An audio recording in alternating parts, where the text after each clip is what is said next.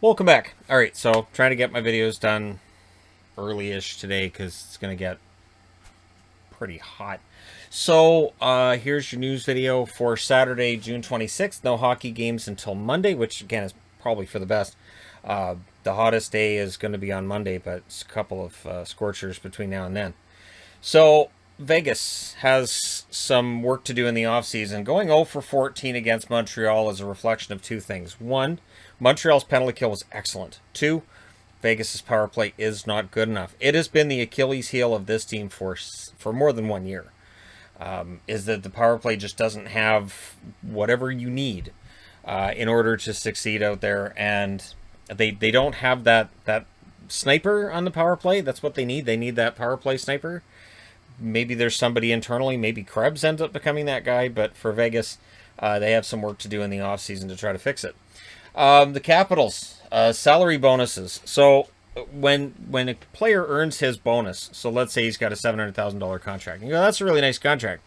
But then he hits his bonuses, which are, performance bonuses. Those are tacked on to the following year's salary cap. So for the Capitals, $472,927 goes to those bonuses. So that's almost $500,000 that doesn't go to a player. It's bonuses from this season.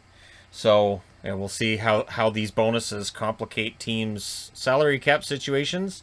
Again, we're still seeing a lot of players as free agents likely to get less money because of the current flat cap situation in the NHL. Word is out that apparently Nolan Patrick may want to leave the Philadelphia Flyers, may feel that his best opportunity to really develop could very well be outside of Philadelphia. So the trick with this is that if Philadelphia decides to move him, right now his value is not very high. So they're not going to get much back. So we'll see whether or not Philadelphia makes that move. There had been some debate about whether or not they end up protecting Patrick. I don't see any reason they would protect Patrick because I can't see Seattle taking Nolan Patrick in the expansion draft. So, yeah, we'll see what happens in Philadelphia with Patrick as well as with others. It's going to be a really busy offseason.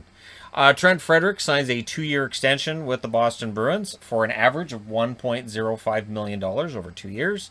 And I like Frederick. I'd like to see some more scoring from him, but he's a useful bottom six forward until that scoring shows up. And if it doesn't, he's still a useful bottom six forward. I've seen comments in the section below videos, so I'm going to address this here.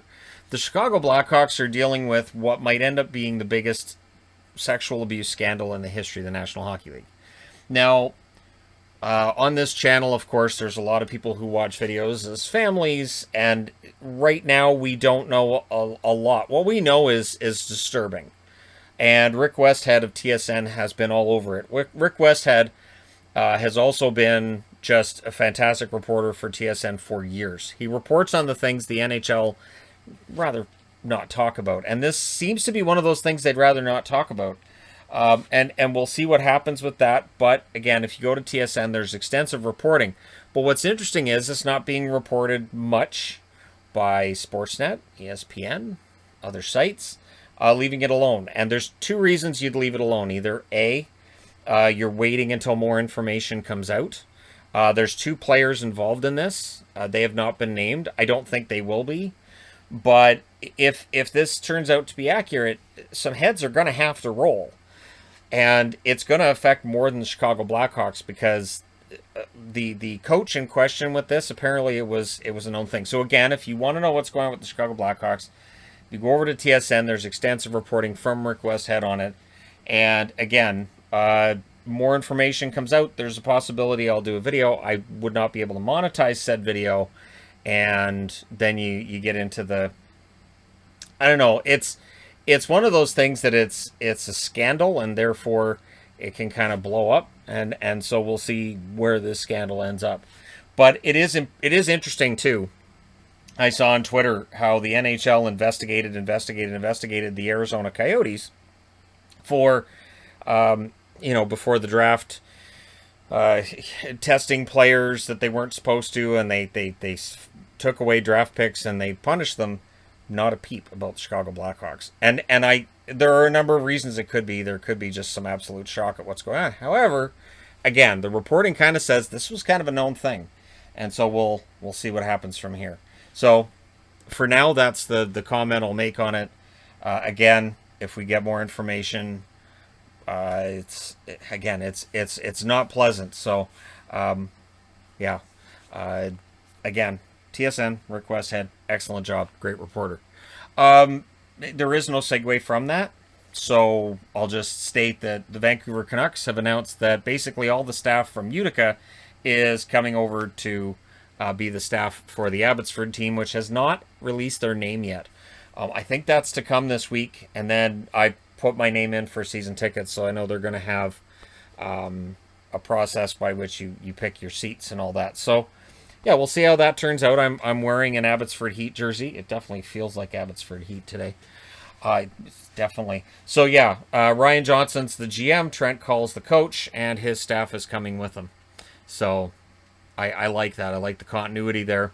And yeah, it'll be fun to watch the prospects here, be able to go to games, report to all you fine people on what I saw and what happened. And 4 weeks from today, meetups are scheduled to start. So we're having one in Coquitlam. The trick is, of course, if it's hot like this, the temperature today is supposed to be 39 degrees Celsius. That's too hot. So even by, say, 5, 6 o'clock at night, it's still too hot. So not risking heat stroke to play street hockey for myself or for others. But the interesting thing is that the hottest day ever in Canada was 45 degrees Celsius. That was in Saskatchewan.